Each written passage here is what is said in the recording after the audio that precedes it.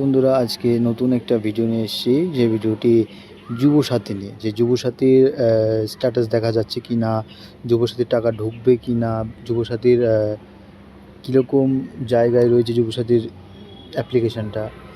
তো সেই যুবসাথীর অ্যাপ্লিকেশানটা কীভাবে, অনেকেই বলছে স্ট্যাটাস চেক করা যাচ্ছে, অনেকেই বলছে যে টাকা ঢুকবে কি না ঢুকবে সেটা দেখা যাচ্ছে। কিন্তু আমার হিসাবে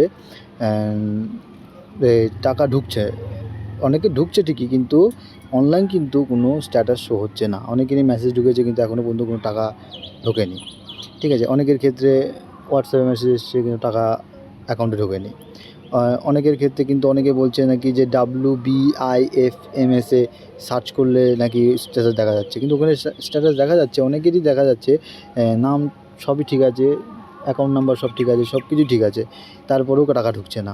ডিবিটি লিঙ্ক আধার সাথে সেটাতেও দেখা যাচ্ছে অনেকেই ঠিকঠাক রেখে দিয়েছে, তারপরেও টাকা ঢুকছে না।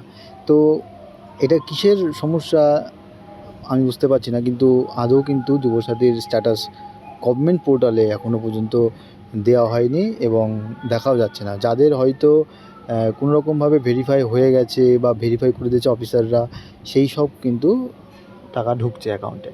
ঠিক আছে, কিন্তু এই অনলাইনে কিন্তু কোনো স্ট্যাটাস দেখা যাচ্ছে না।